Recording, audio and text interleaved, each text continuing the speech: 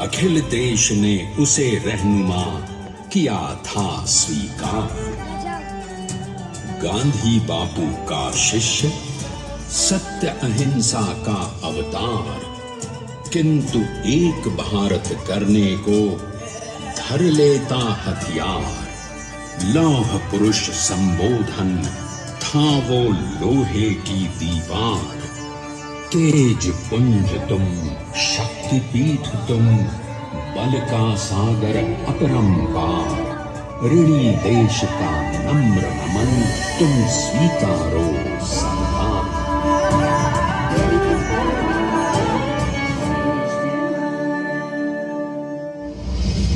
1857 में अंग्रेजों को ललकारने वाले पहले स्वतंत्रता संग्राम के एक सक्रिय सिपाही थे झवेर भाई पटेल। करमसद गांव के इस बहादुर देशभक्त किसान और उनकी पत्नी लाडबाई के 5 बेटों और 1 बेटी में से चौथे पुत्र थे वल्लभ भाई। बालक वल्लभ ने करमसद के बाद नडियाद से अपनी हाई स्कूल की शिक्षा पूरी की। फिर 13 साल की उम्र में उनकी शादी भी हो गई, छोटी सी झवेरबाई से। 2 बच्चों, बेटी मणिबेन और बेटे डाया भाई को जन्म देने के बाद झवेरबाई असमय ही चल बसी। सदी बदलने और 20वीं सदी आने पर उनका जीवन भी एक चमत्कार की तरह बदला। प्लीडर का इम्तिहान पास करके वो वकालत करने लगे। पहले गोधरा, फिर आनंद और उसके बाद अहमदाबाद में।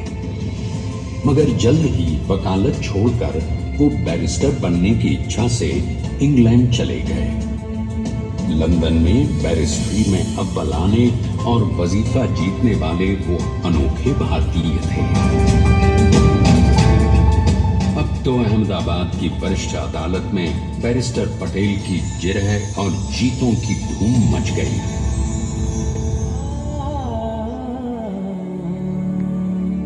तभी एक युग पुरुष ने वल्लभ भाई के जीवन की धारा ही बदल दी। दक्षिण अफ्रीका में सत्याग्रह के अहिंसक अस्त्र से गोरे शासकों को सबक सिखाकर भारत वापस आए बैरिस्टर मोहनदास करमचंद गांधी से मिलकर वल्लभ भाई ने अपने कुछ बरसों से सीखे विदेशी व्यवहार और संस्कार हमेशा के लिए त्याग दिए और अब वो अपने खेड़ा के किसानों को हक दिलाने के लिए बापू के साथ आंदोलन में कूद पड़े। अब उनके पैरों में जूते नहीं, गांवों की धूल थी। हृदय में भारत भूमि की शस्य श्यामला धरती। मन में थे गांधी और मस्तिष्क में एक नए स्वतंत्र भारत का सपना।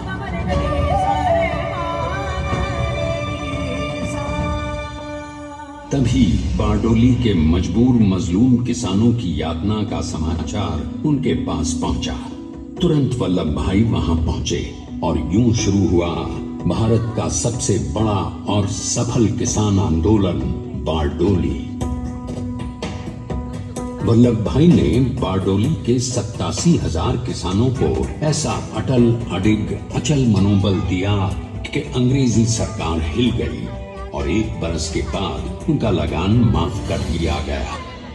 अब तो पूरे देश में लोग वल्लभ भाई के नाम की कस्में खाने लगे।